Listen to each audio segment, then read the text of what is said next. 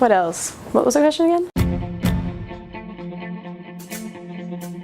In my first English assessment, I got 5 out of 10. As an international student from year 9 to year 11, my grades were pretty much just C and B, if B was a pretty good score for me. I was able to move beyond that, and it's pretty much just through hard work. Moving from an 80 to a 90 is not an extra 10% effort. It's like an extra 50% effort. Practice test, practice test, practice test. Practice makes perfect. Every Friday I was handing my teacher a practice task. My teacher sometimes thought that I should always do more essays, write more drafts, basically do more work. I found with English that the best thing for me wasn't to do bulk, but to try and make every piece I wrote really good. Give them to your teacher to mark, read through the feedback and make a point of fixing all of those things in your next essay, and then little bit by little bit you'll end up with almost a perfect essay by the time you're finished with that. Planning topics can be just as helpful as writing essays. Detailed plans, what quotes you'd use, how you'd break up your paragraphs, that sort of thing. I allocated all of my quotes into themes. When I got to the question, I would use this theme and these quotes. I would come up with a word bank of really interesting words or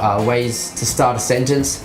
And once you begin using those in your essays, you find that they come naturally. Go into the kind of context, go into the literature surrounding the text. If there's an established opinion in the mainstream, challenge it. Go to the marker and ask your teacher, what can I do to improve? If not from your teacher, you can do peer marking with a couple of friends. Being in the shoes of that objective marker helps you understand what is needed. So use that feedback to sort of address what you're doing wrong. If you're not good at writing topic sentences, just go through essay topics and write all topic sentences. Attack your biggest weaknesses first. I suck at creative writing. I was really bad at it. My story didn't actually fit with any of the stimulus. Have a few blank spaces, have that flexibility to really mold a specific character, a specific quote, a specific setting within your creative. Put the stimulus in early and just keep the theme running through. Like, don't overdo it, but definitely don't just mention it once and move on. I think it's important to have practiced a few different types, so whether that's a newspaper article or a diary entry. For the language analysis section in the exam, because you haven't seen the text yet, I think the most important thing to do is just practice. For unseen text, doing it